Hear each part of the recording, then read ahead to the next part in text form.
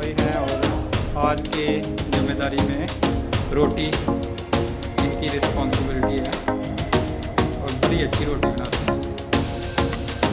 खेती के स्टाइल से ना बहुत मज़ेदार रोटी।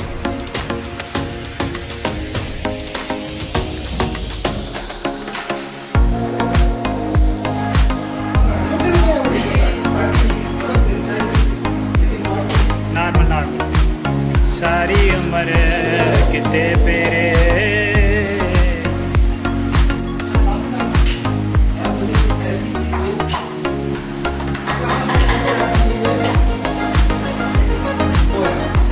किते पेरे बख्शा परदेश च बन